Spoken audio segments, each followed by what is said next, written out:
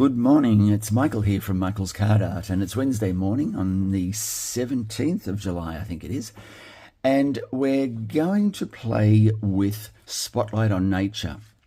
Now, I pulled these cards together last week and released them onto a couple of Facebook sites, and I was surprised about the type of inquiries that I got from these. Now, and I've got to remember that I'm pretty new at this gig. About 2 years ago, I saw my first Stampin' Up!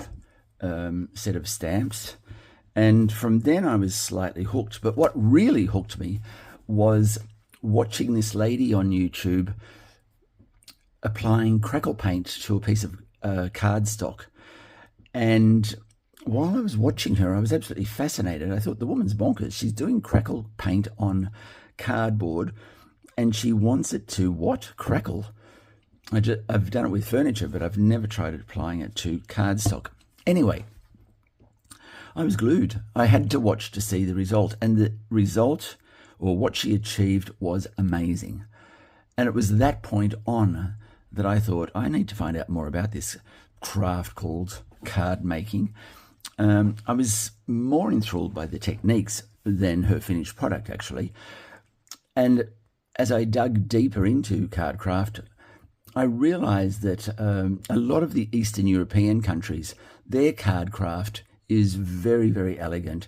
Their flowers are very three-dimensional. They curl them, they twist them with florals and ribbons and embellishments to create these magnificent displays.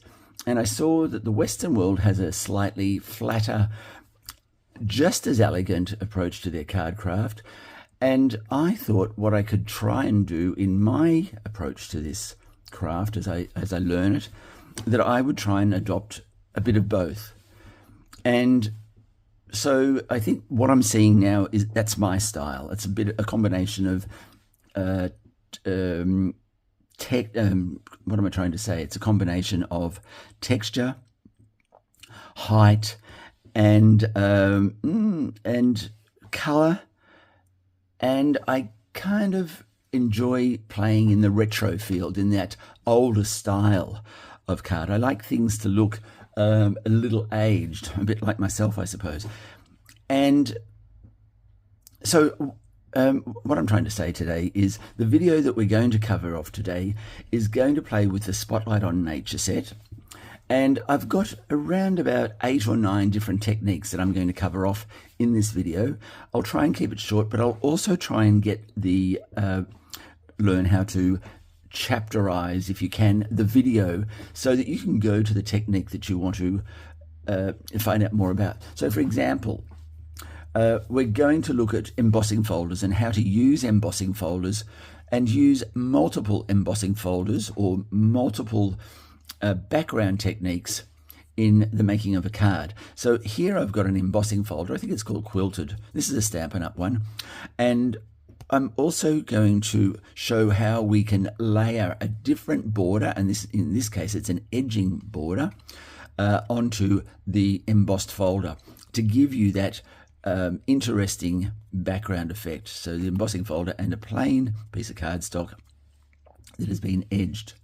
Here we've got a single embossing folder, and I can't give you the name of it because it's not on my head. And here's another background folder, and you can see here I've edged it with a silver gold combination embossing powder. So we're going to talk about some of those things. We're also going to look at multi-folders in design, as I've just mentioned there, and some of the tips and tricks.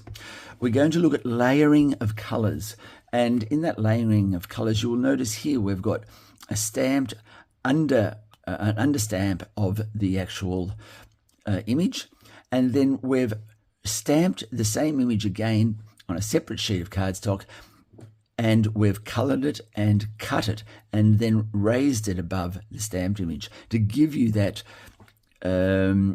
fuller effect, if you like, but it adds to the top layer. And we're also going to spend a bit of time looking at coloring.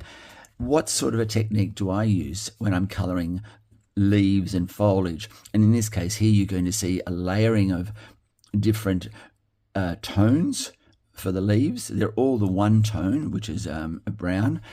And you'll see here, maybe you can see here, when I've coloured the leaves, I've used embossing powder and heat set that, and then I've got a couple of different tones of yellow in the leaf, graduating up to a lighter tone to the edge of the leaves. So we're going to look at that, and here's another example of those tones, where when I get to the edge of the leaf, I've stopped colouring to just give you that variegated look about it, if you like. And these leaves, as opposed to being brown, you'll see that they've got a green tone with a graduated green going through to the top of the leaf.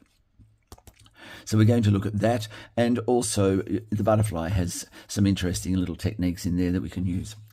There was a lot of interest generated by the urn.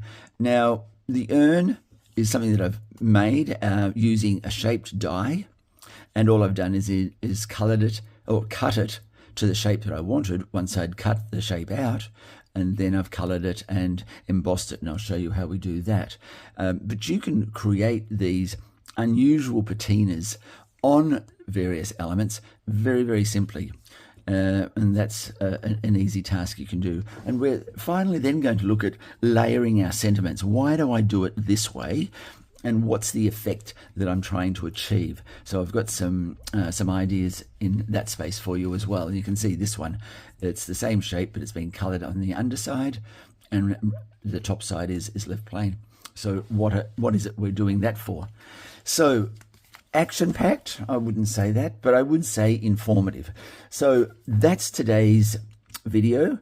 I will be releasing the rest of the video very shortly, but I just wanted to let you know what is coming up in the video around Spotlight on Nature, and that video with all those techniques will be released by the end of today. That's Wednesday the 17th of July, so stay tuned for that.